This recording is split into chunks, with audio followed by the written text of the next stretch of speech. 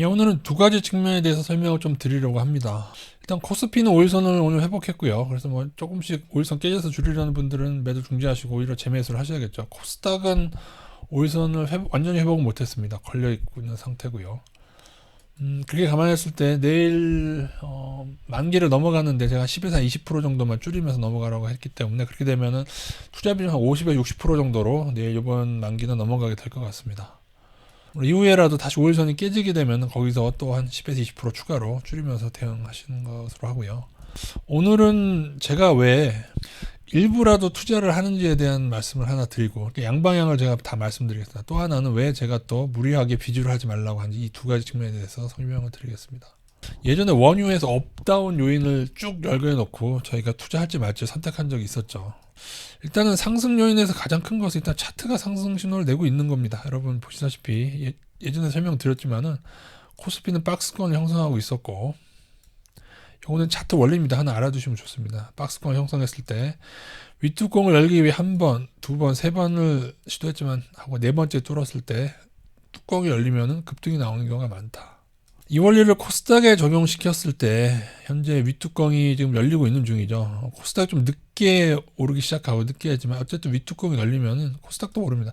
제 생각에는 이 지점을 지금 다시 뚜껑을 연 다음에 뚜껑을 다시 닫을까 하는 중에 있긴 하지만 어쨌든 윗뚜껑을 지지만 보인다면 이거는 무조건적인 상향 신호입니다. 어쩔 수 없습니다. 아니면 다시 떨어지더라도 그 이후에 또 뚫으면 여튼 이게 윗뚜껑을 뚫으면 게다가 3년의 기간으로 본다면은 2018년 초에 고점까지 넘는 신고가가 납니다. 그래서 현 부분을 지키느냐 아니면 꼬라박느냐 여기에 두 가지 모델이 있죠. 두 가지 모델이 있습니다. 저는 개인적으로 코스피 코스닥이 많이 올랐지만은 버블권이라고 생각지는 않습니다. 버블은 다운나스닥에 집중되어 있고 제가 뭐 정확히 계산 안 해봤지만은 PER, PBR로 봤을 때 나스닥은 우리나라 증시 한 5-6배의 버블이 있다고 저는 보고 있습니다.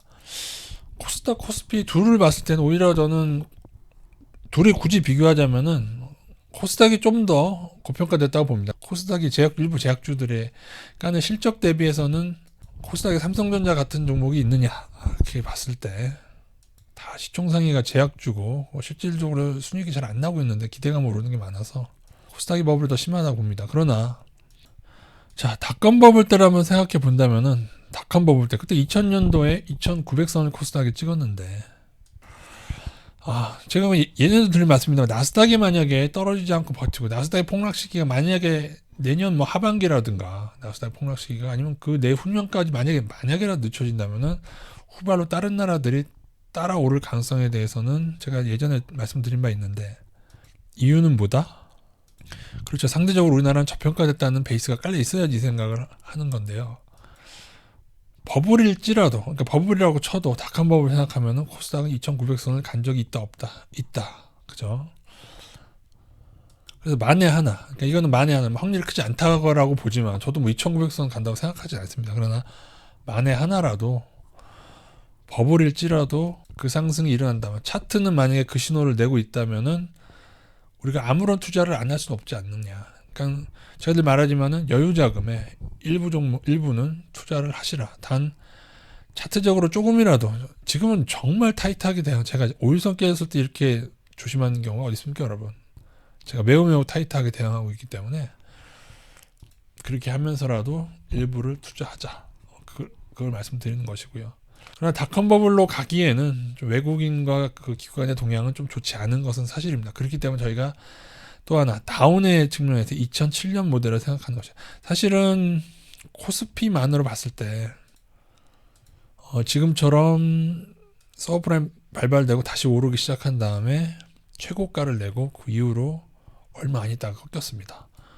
이 의미는 뭐냐면 여러분 이때가 2017년도 최고가죠. 저희는 무조건 어쨌든 간에 다시금 이 최고점 아래로 내려오게 되면 여기를 그러니까 두 가지를 보세요. 여기를 만약에 지지되고 최고점을 지지되고 오르게 된다. 그러면은 따라 들어갈 거예요. 만약에 만에 하나라도 이 아래로 다시 내려오게 한다면은 2007, 8년도 모델을 보지 않을 수가 없습니다. 저는 모르겠습니다. 이게 정말 모르기 때문에 그냥 대응을 하는 것뿐이지 제가 예측하려고 해본 적도 없고 왜냐하면은 제가 수많은 시간 동안 예측을 해서 돈을 번 적이 없거든요. 그러니까 많은 어떤 한 방향 투자를 하시는 분들은 아니면 인버스에 올인하셨거나 아니면 지금 투자를 하나도 안 하시거나 하시는 분들은 경험을 할수록 아시게 될 거예요. 아, 우리의 예측대로 시장은 흘러가지 않는구나 라는 생각을 할 수밖에 없습니다. 지금이 2007년, 8년처럼 흘러갔지 아니면은 1999년처럼 2000년처럼 폭등으로 갈지 그건 아무도 모르는데 아니면 둘 다의 모델도 아니 또 다른 모델로 갈 수도 있죠. 그러나 주식의 방향성은 우리가 움직이는 게 아니기 때문에 어떻게 될지 알 수 없다. 무대뽀로 투자하는 사람도 이번에는 뭐 잘 벌었더라도 나중에는 또 실패할 수 있고요. 그런 것이기 때문에 물론 외국인과 기관이 계속 다시 매도를 한다면 우리 개인만 사게 된다면 2007, 8년 모델을 갈 가능성이 커진다고 보여집니다. 그러나 만에 하나 지금 최근 한 달 동안 들어왔다가 좀 일부 나가고는 있지만 만약에 그래도 향후에 외국인 매수가 다시 들어오고 기관도 다시 매수를 하고 그런 시점이 크게 오늘처럼 요 정도 말고요. 그렇게 된다면은 또 모르죠. 좀 유동성은 넘쳐나는 건 사실이니까요. 그래서 두 가지 측면에 의해서 요인마다 퍼센테이지를 매겨서 그냥 그때 비중 조절하면서 투자를 하고 있는 중에 있습니다.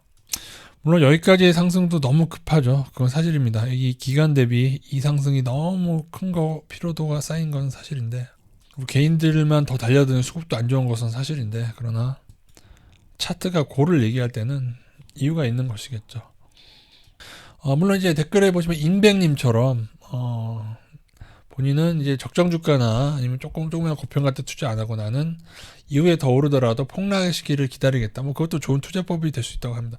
근데 문제는 폭락의 시기를 기다렸을 때 그 접근하는 것 자체가 쉽지는 않다는 겁니다. 왜냐하면 이때를 예를 들었어도 여러분 1400대까지 떨어졌을 때 과연 얼마가 떨어졌을 때 우리가 거기가 바닥인 줄 알고 접근하겠느냐는 것이죠. 1700이 바닥인 줄 알고 접근했을까요? 아니면은 1400이 됐는데 1200이 온다고 기다리고 1400에 접근을 할 수 있을까요? 물론 제대로 된 진성폭락이 오면은 한 1, 2년간은 바닥에서 1년간은 보통 깁니다. 그 시기에 매수하는 시기가 오긴 하겠지만은 그럼 사실은 바닥을 정확히 맞추는 것조차도 그때 되면 오히려 지금 올리듯이 제가 2008년도 예전에 보여드렸죠. 그때도 여러 번 누르기 때문에 바닥에 샀다고 생각하는 그 기간 동안에 또 고통을 당하게 되죠.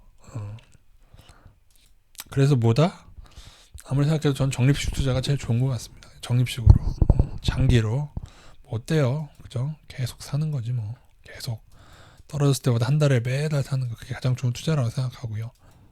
큰 돈을 투자해서 쇼부를 보실 분들은 이 두 가지 시나리오를 다 보시고 각 위험 요소를 보시고 그때 비중 조절하면서 투자하는 방법뿐이 없는 것 같습니다.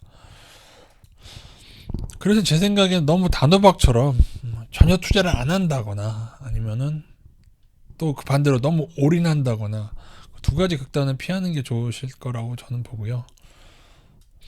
뭐 살면서 커피값 아니면 뭐 유흥비 같은 거 안 쓰고 그 돈을 아껴서 주식에 투자한다는데 그걸 누가 말리겠습니까? 너무 단호박으로 하지 마시고 단 여러분이 되도록 실적 베이스로 잘 선택할 수 있으신 분에 한해서 그렇게 투자를 하시면 되겠습니다. 물론 개인들이 바글바글 모이는 그 끝은 좋지 않다는 것도 알고 있고 그러나 아직은 외국인과 기관이 패대기칠 시점이 아니라서 2007년처럼 외국인이 매도하는 중에도 지수는 오를 수 있는 것이죠. 더군다나 지난 한 달 동안은 그래도 조금이나마 외국인이 매수로 들어왔기 때문에 아직은 조금 더 지켜보는 중에 있습니다. 다양한 그 요인과 다양한 변수를 제가 앞으로 계속 설명드릴 테니까 여러분이 잘 보시고 거기에 대한 판단은 이제 본인이 하시는 건데 저보다도 또 잘 판단하시는 분이 있을 수 있을 거예요. 저는 모든 수치를 다 알려드릴 텐데 저보다 더 잘 판단하시는 분들이 계실 걸로 보고요. 저의 투자 비중이 늘 정답은 아닙니다. 그죠? 뭐 저는 5일선에 대응하는데 아니다 뭐 5일선 대응하느냐 아니면 11선으로 조금 늦춰서 대응한다 뭐 그러셔도 뭐 상관없죠. 아니면 난 21선 대응을 하겠다. 그건 이제 본인의 선택들인데 요인들을 많이 알려드릴 테니까 각자 잘 선택하셔서 좋은 투자를 이어가시기 바라겠습니다.